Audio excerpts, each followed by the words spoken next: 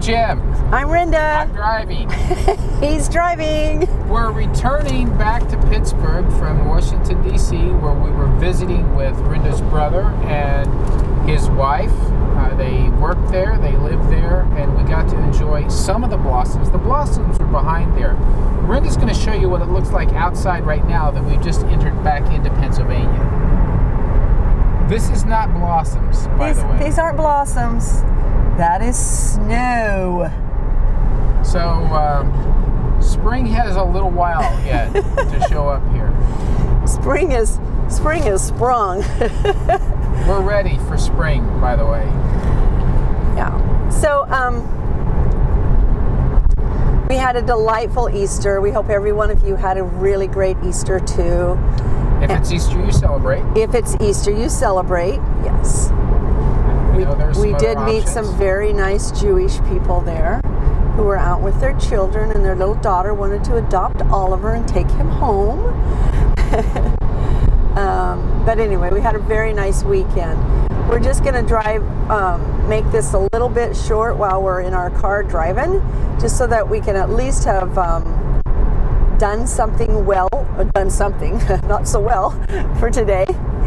And we have 3.5 weeks before our house closes. We, of course, are running into snags.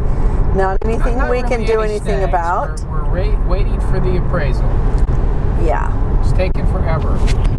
We're going to take it down to the wire, and it's really the crucial piece of all that needed to happen. That's kind of the pivotal one, and high confidence level that there won't be a problem with the appraisal. And in Missouri, there's for the VA, the appraisal and inspection by the VA are combined. So everything that should get fixed on the house has been fixed.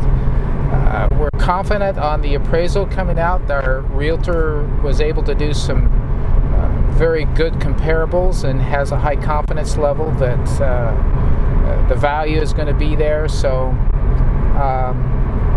it's wait and see. But the appraiser's got to get out there. If he doesn't get out there, we won't know. They're going to take it down to the wire, so we get to chew our nails until the last day, probably.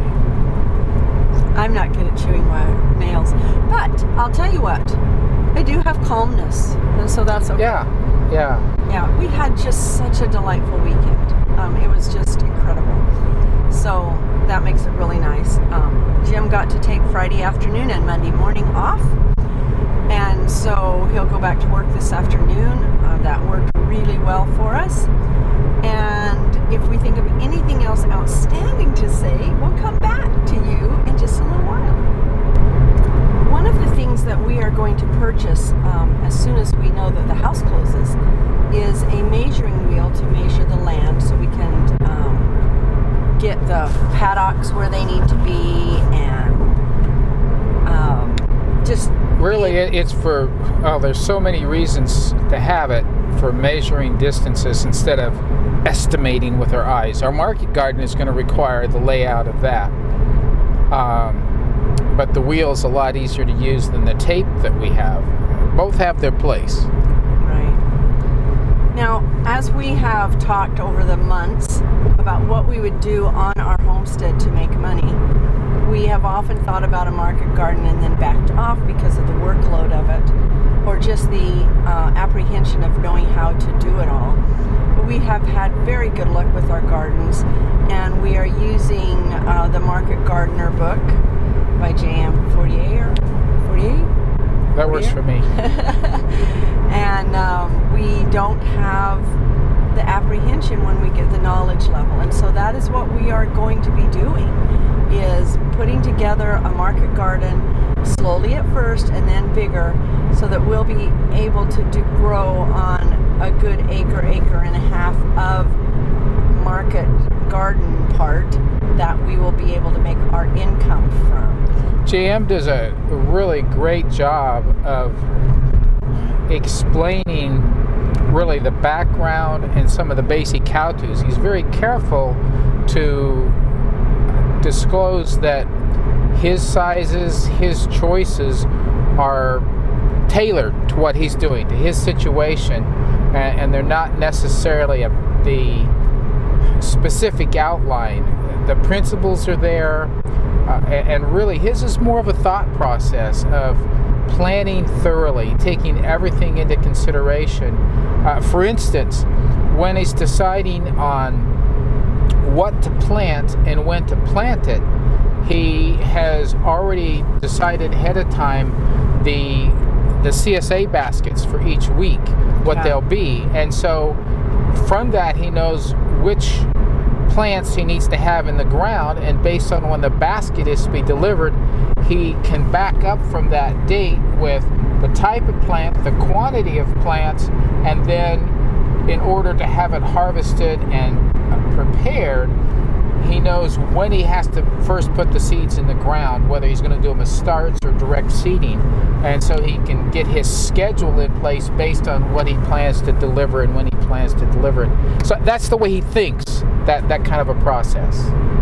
I was really impressed with that, and that's what helped put my mind at ease when he would actually say, okay, you need this into the basket in July, so in April you need to do this, and in March you'll be doing this in order to do this in April. And that just really, helped me a lot. So we're excited about doing that. And one other part of what he does that's helps with the productivity of what he's doing and can help anybody is he has categorized his plants and then his garden by the type of feeding it has to do. So he'll take plants that require the same fertilization and he groups them in a group, and he has essentially, it's not a full 10 groups, but he has multiple groups. And one year he'll have group A in his garden plot number 1. The next year it moves to garden plot number 2. And so all of the groups, he has 10 garden plots, and all the groups will cycle through those 10 garden plots over the course of 10 years.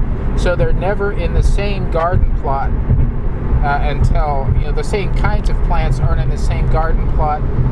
I can't remember his timings on it exactly, but you're typically advised not to do that. But it allows him to fertilize, for instance, every other year. So the heavy feeders are on it the first year, the light feeders are on it the next year. So he's a very complex rotation pattern that he's put in place, but it's very effective for increasing his yield. So his knowledge has taken our fear factor down, and we know that we are capable of doing this. We know we are. We've done it before. We've done it many times, and we have no fear. So there you go.